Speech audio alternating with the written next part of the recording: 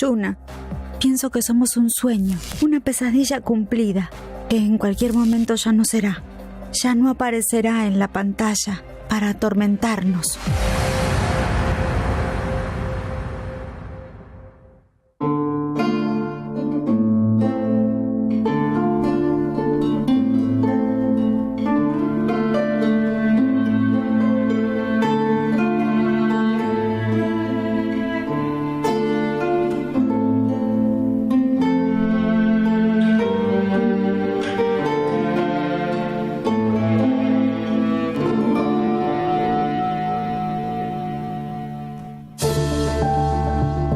¿De dónde vienen los personajes que nacen por escrito? ¿Cómo aparecen en una novela?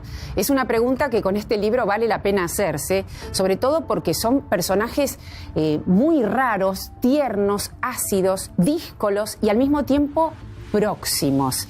La novela es Las primas, de Aurora Venturini, y la cuenta, esta historia familiar, sórdida y también bella, su protagonista, que se llama Yuna. Y es la propia Yuna quien cuenta su historia y la de su familia, quizá para sacársela de encima, porque a medida que escribe, y lo hace con un diccionario, va a ir olvidando lo que vive, como si fuese casi una fórmula para salirse de la vida a través del arte. Y es quizás lo que logra hacer Aurora Venturini a través del lenguaje, porque lo que más nos llega de esta novela es una historia sórdida, quizás próxima, pero contada con un lenguaje fresco y feroz.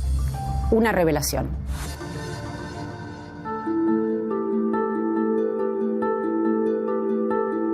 Las primas es una novela familiar, contada con terrible y tierno humor negro. Situada en la década de 1940, la conforman seres grotescos y dañados, a tal punto que los miembros de esta familia, exclusivamente femeninos, parecen desmembrados. A todas les falta o sobra algo importante y, sin embargo, van hallando recursos para sostener sus vidas, lidiando con un linaje que parece maldito. La protagonista, Yuna, es quien cuenta la historia y ya desde el principio dice: no éramos comunes, por no decir que no éramos normales. Esto la lleva a escribir su vida a partir de los 12 años para trazar un camino posible, al tiempo que se vuelve artista y pinta lo que la rodea.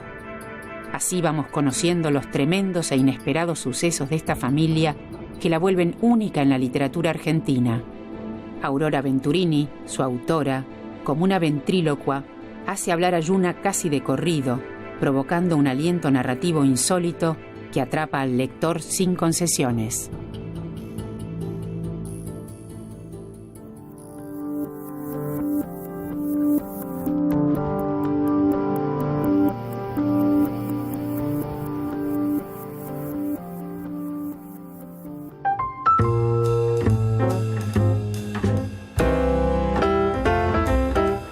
Cuando leí a Aurora Venturini por primera vez, sentí que me encontraba con otra autora que varias de sus novelas tratan sobre familias, lo que se llama ahora disfuncionales, y sobre vínculos que no son la forma tradicional en que una madre trata a una hija o que un padre trata a los hijos, y que todo eso se podía tratar con ironía, humor y desenfado y honestidad. Paula, vamos a conocer este personaje que nació por escrito de la mano de otro personaje que vendría a ser su autora, ¿no? Porque Aurora Venturini en realidad apareció en la escena literaria argentina casi de manera disruptiva. Sí, ella era como una autora oculta y irrumpió, sí, efectivamente, cerca de a los 80 años, con toda una obra, y después, claro, traía toda una historia había nacido en el 22, en La Plata, había sido profesora del colegio secundario, amiga de Evita, con un vínculo de amor-odio, que ella dice que nadie la quiso tanto y la odió tanto y maltrató tanto como Evita. Y después se había ido, después de La Libertadora, en el 55 se exilia en París, Y bueno, ahí empieza a tener, sí, una vida de intelectual. bohemia. Sí, bohemia, y con Simone de Beauvoir y Sartre. Y además ella está bastante conectada con la filosofía. Y mientras tanto va escribiendo sus novelas.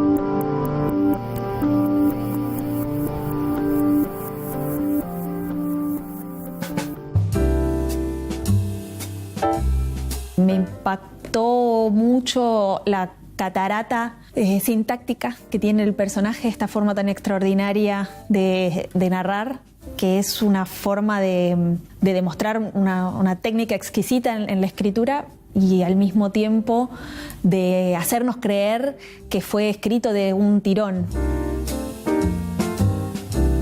Florencia, me encantaría saber cuál es tu relación o cómo viviste la lectura de Las Primas y sobre todo este personaje Yuna, que además está contando su vida en una primera persona imparable, ¿no?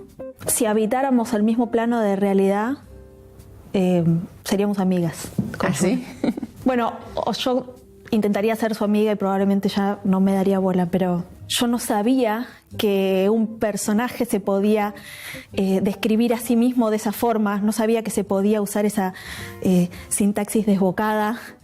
Me conquistó esa forma tan libre, pero al mismo tiempo tan elaborada y tan precisa de narrar. Me generó mucha simpatía.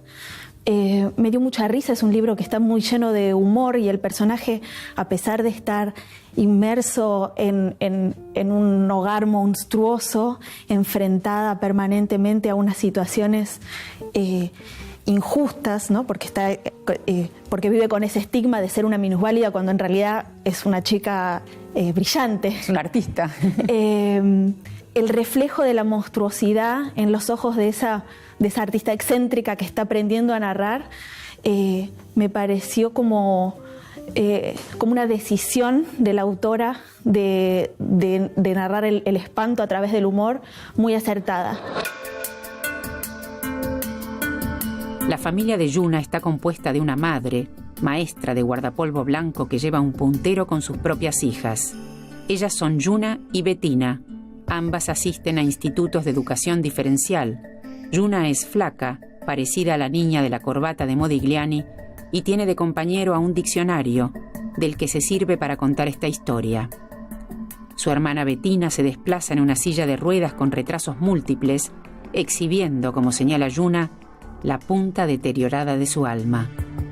Se suma al grupo la prima Petra, que ejerce la prostitución con mucha altura, a pesar de su enanismo.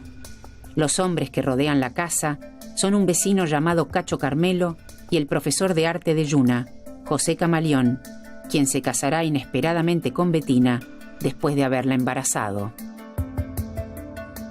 Esta es una novela donde realmente la familia argentina está completamente ironizada, pero se mezcla la acidez con la ternura, ¿o no? Sí, por supuesto, por supuesto. Ella por su hermana Bettina, bueno, siente, la hermana está en silla de ruedas y hace sus necesidades a través de la silla y eructa y es como alguien, y ella le da de comer y le mete la cuchara en cualquier orificio a propósito, pero a la vez también siente ternura por su hermana, que de hecho al final de la novela muere y ella tiene toda una situación de mucha melancolía por la hermana. La novela termina con mucha melancolía por la hermana y por el tiempo pasado en general. Sí, termina con el afán de olvidar. Sí, eso lo olvidé, dice, y esto otro lo olvidé también. Sí, casi que quisiese olvidarme de lo que escribí.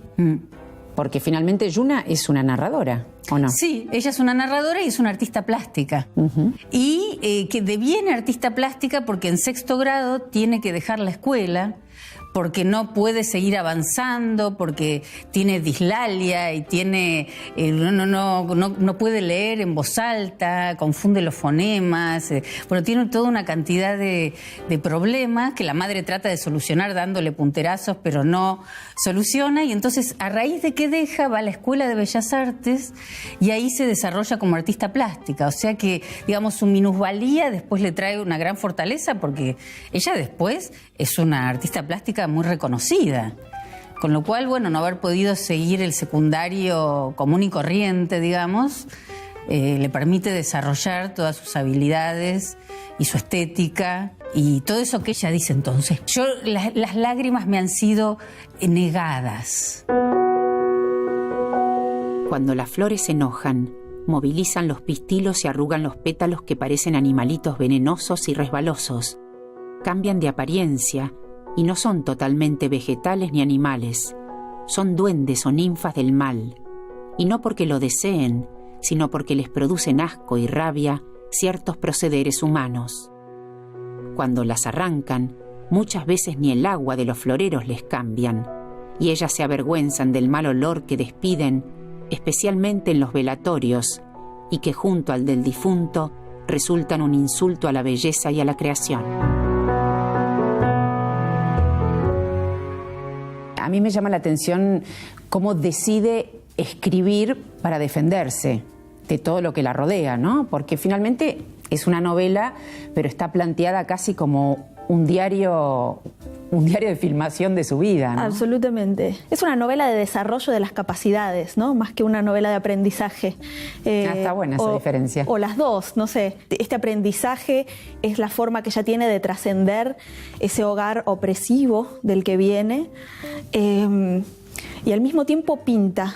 Y la pintura es un complemento, ¿no? de esa forma de independencia de todos esos estigmas y situaciones absurdas y deprimentes que la rodean. En la narración también hay algo muy manifiesto del humor ahí, que es cómo ella establece con el lector una complicidad rápidamente cuando blanquea que está incorporando palabras que busca en el diccionario. Esa relación con el diccionario es genial. Sí.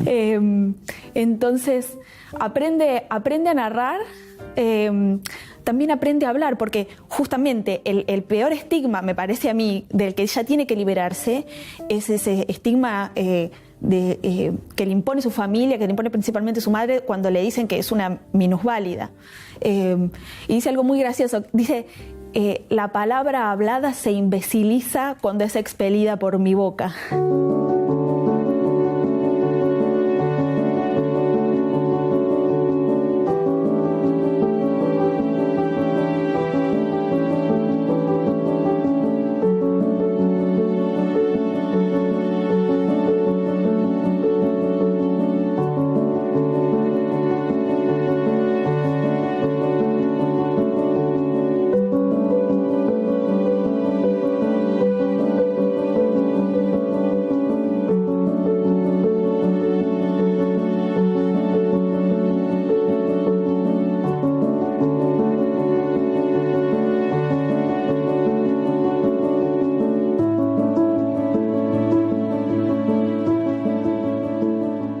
Y si mal no recuerdo, ella cuando empieza a hacer sus obras de arte, pasa por la experiencia del desprendimiento, porque se desprende del primer beso ¿no? El primer cuadro que ella hace, que es el beso.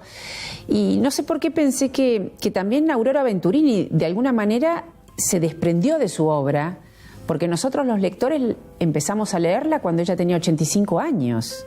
¿No? Fue como, hubo una retención de la obra ahí muy rara. Sí, ella evidentemente retuvo la obra y efectivamente Yuna tiene este problema. Primero pinta el beso porque claro, ella cuando estaba contenta se tiraba encima del profesor y él la abrazaba y ella lo besaba y se besaban y se besaban. Pero después alguien le explicó, porque ella tenía todo este tema de el fantasma de quedar embarazada.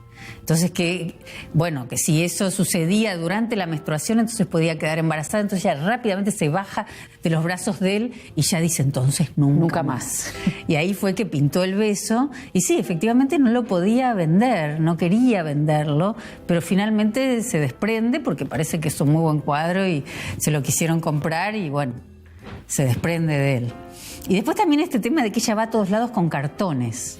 Porque si le sale la inspiración, entonces le aparece eso y ella tiene un cartón a mano y empieza a darle y la madre le dice que va con esos mamarrachos a cuestas. Sí, pero porque en realidad Yuna está pintando el mundo que la rodea, ¿no? Es una narradora que al mismo tiempo retrata con sus pinturas todo lo que le impacta. Sí, lo que la rodea y también su mundo interno. Sí. A pesar de todos los disturbios familiares, la relación de Yuna con su prima Petra es una puerta de escape y malos entendidos. Petra es prostituta e inconformista. La instruye a Yuna sobre temas de sexo, pero Yuna oscila en pensar si Petra carece de prejuicios o es incapaz de reconocer las humillaciones a las que se somete. Finalmente Petra se desentiende de su prima, yéndose con Cacho Carmelo, y al final de la novela nos encontramos con Yuna nivelada, solitaria y artista renombrada, ferviente defensora de su paz recién nacida. Una paz oscura, llena de olvidos. Y con Petra, porque ahí ya es otra situación, ¿no? La prima, también enana, prostituta, incluso hacia el final de la novela se equipara o se compara la prostitución y el arte, digamos, que es más genuino. Absolutamente. Bueno, me parece que es una novela bien feminista, porque revisa varios de los grandes temas del feminismo. El aborto, la prostitución, el desconocimiento de la sexualidad, la ignorancia, los mitos, el rol de la mujer como motor de una maquinaria doméstica, el rol de la mujer artista en los campos de producción artística también. Y en la relación con Petra me parece que está... se hace muy evidente ese desarrollo temático que la autora podría haber preferido no meterse con esos temas, pero sin embargo se mete dándole voz a una víctima de esos temas o a una mujer que los padece, ¿no? Que padece todos esos asuntos. En la relación con Petra se hace muy evidente porque pasa por los diferentes estadios también de las relaciones de las mujeres que se reconocen como víctimas de una misma maquinaria. No recuerdo si escribí que Petra era liliputiense por su estatura, así dijeron los doctores cuando nació. Cabía en la palma de una mano, y así entró a la iglesia la madrina llevándola como si la ofreciera, y esto lo han contado todos los miembros de la familia, y además que creían que no sobreviviría, pero se equivocaron, porque ya tenía sus añitos, y de la vida sabía más que yo, que voy a cumplir 19. Me llegaba a la cintura, porque yo soy alta, de 1,70 m y delgada, y ella es gorda, su cara parece una manzana deliciosa. ¿Cómo funciona esta enana maldita y al mismo tiempo salvadora? Claro, son dos personajes opuestos. Una que es prostituta y que le explica todo este tema del sexo a Yuna, que entonces entendemos que nunca tuvo una relación sexual, y entonces ella, y además cada vez que le hablan de sexo va y vomita. Sí. Como una anorexia sexual. Sí. Entonces Petra le habla y le cuenta de los chupones, y después ella le ve las marcas en el cuello y de cómo son los clientes. Y ella, por otro lado, más allá de que vomita, escucha con mucha atención. Y entonces cada vez que habla de Petra dice que ella tiene la profesión más antigua del mundo. O sea, tiene como un cierto respeto hacia lo que Petra hace. Y además, de alguna manera, van siendo primas que pueden irse juntas del hogar materno, que también en esa época no era nada fácil, si una chica no se casaba, irse. Pero Yuna en un momento dice que ya está el hogar materno, ya ella prefiere irse. Y ahí, además, uno ve que ella tiene cierta habilidad comercial, porque logra comprar un departamentito, porque con sus cuadros le ha ido bien en las ventas y en las exposiciones, y entonces y logra que Petra ponga algo de dinero, a pesar de que parece que Petra no quiere. O sea que ahí muestra una cierta habilidad y arman un vínculo de solidaridad entre ambas y se soportan, digamos, siendo que una es pintora y que logró tener algunos alumnos también, y Petra sigue firme con su profesión más antigua del mundo. Aurora Venturini es una escritora argentina de varias apariciones y escabullidas. Nace en 1922 en una familia no tan normal, según su propia apreciación, de origen siciliano, con un padre radical instalado en el penal de Ushuaia que la repudió por peronista. Íntima de Evita, decide estudiar psicología en París, ciudad en la que se autoexilia durante 25 años. En Francia se codió con Sartre y Simone de Beauvoir, conoció a Camus, a Ionesco, a Juliette Gréco, mientras escribía novelas y cuentos de silenciosa repercusión. Recién a los 85 años, cuando recibe el premio Nueva Novela de Página 12 por Las Primas, su obra es ampliamente reconocida, convirtiéndose en una de las autoras más originales de las últimas décadas. Murió a los 92 años, con la fama asegurada y una vida colmada de peripecias. Y en tus propios cuentos, Paula, ¿cómo se filtra Aurora Venturini? ¿Hay algo que encuentres, digamos, para nutrirte de ella? Sí. A mí la verdad es que me encantó esta novela y me gusta mucho la obra de Aurora Venturini porque siento un contacto entre lo que yo escribo y lo que leí ahí. Y lo que me dio, que a mí me interesó mucho, es la construcción del lenguaje. Del lenguaje de este personaje, de cómo se va desarrollando y todo esto que decíamos de las palabras y cómo mezcla lo sincrético con el humor. Yo aprecio muchísimo como escritora el humor. Me parece que es algo muy difícil de lograr en la escritura. Con esta frescura además, ¿no? Claro, es algo bien complejo. Y eso lo tomo como realmente aprendí de ese libro. Me gusta poder hacer eso y bueno, sí, siento que tiene alguna similitud con algunos personajes de mis cuentos que también son así despiadados y a la vez tiernos y a la vez con cierto humor negro y así que sí sentí una conexión muy profunda, interesante con la obra de Aurora Venturini.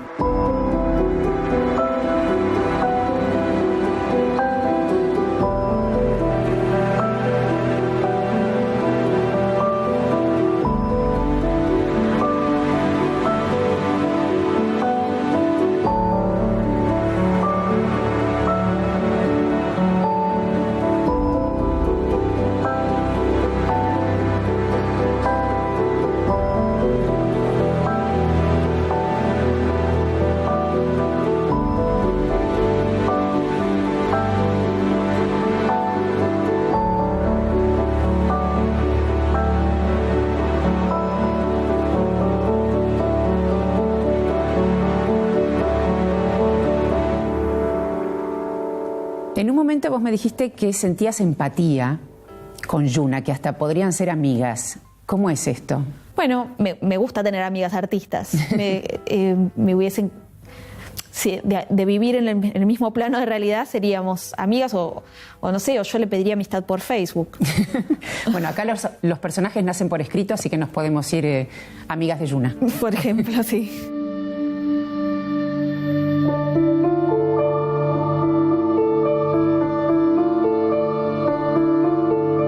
Vale la pena conocer a Yuna. Nos espera siempre en la novela de Aurora Venturini para contarnos su vida con estilo, haciéndola brillar en su desgracia.